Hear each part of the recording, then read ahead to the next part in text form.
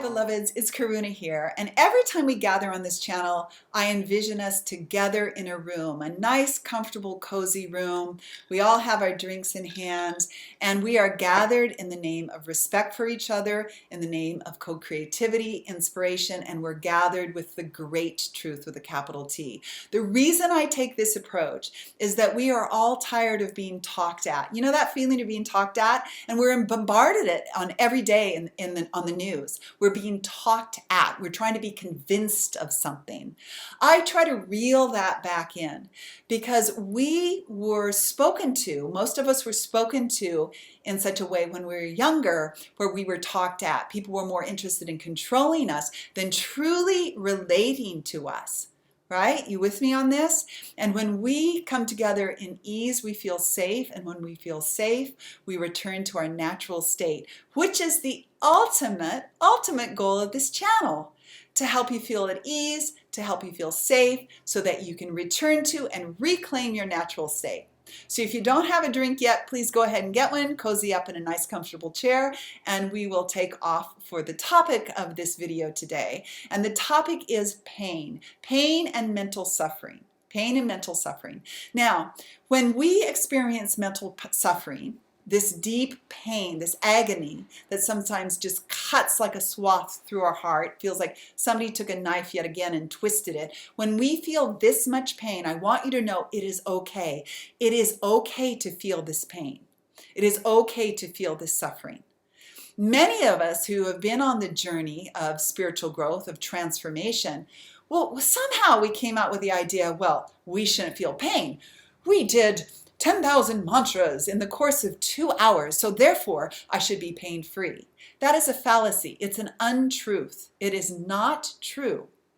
Pain and mental suffering, when it comes up, rather than being in conflict with it, saying, here it is, this too, I am in pain. It is okay to experience mental suffering. This is bothering me deeply. I'm in an empath. It's asking me to, guess what, grow. Pain, the mental suffering, is like the birthing contractions into expanded awareness, into consciousness. And as we know, consciousness, energy is always expanding. And those deep contractions, those painful contractions of mental suffering are asking us to align with this universal flow and expand, yes, yet again.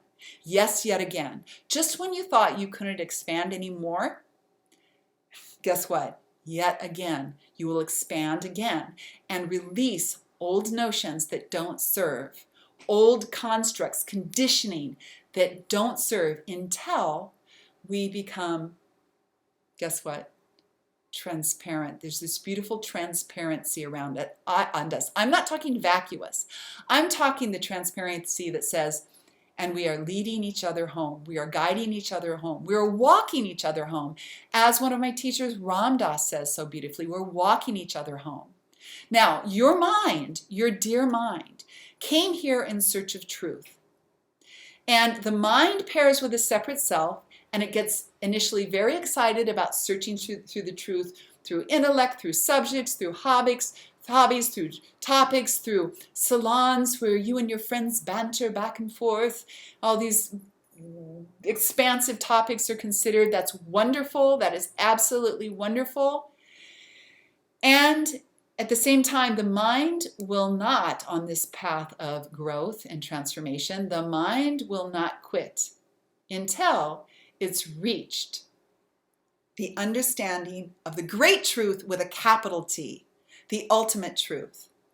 And the pain and the suffering, the mental suffering the mind will go through when paired with a separate self, it's that birthing, those birthing contractions to the truth with a capital T. And when I say the truth of the great self, the universal truth, consciousness, the space of unconditional love, the Tao, nature, presence, whatever you want to call it, nature. Once your mind discovers that truth through the contractions, the suffering, the birthing process, it will do a negotiation back and forth. Can I really trust this field? Is that pain, did it get me to come to this place of no more negotiation, of stepping into the flow of the expansive truth, the great truth? At that point, the mind will weave back and forth between the truth with a capital T and the truth with a small t. And when you go back to the truth with a small t, it's going to push you again, say, not this way. Not this way. You're going to the truth with a capital T, the great truth, where the mind will ultimately start to be discerning and say, yes, I can rest here. Yes, I do trust the track record of consciousness itself. I do trust this track record in my life, and I see how it has guided me to this very moment where my mind has no other option. It's suffered so much, it has no other option other than to embrace the great truth that all the sages have spoken to us about. From the Christ to the Buddha to Paramahansa Yogananda, they've all spoken about this path of the great truth. Be still and know that I am God. Be still and know that I am God. When the mind has reached through its suffering, through its mental calisthenics, this great mantra, be still and know that I am God. The pain has been the compost in your life, and it's where the trauma, the adversity settles and integrates for good. Be still and know that I am God. The great I. I am God. We're doing this together.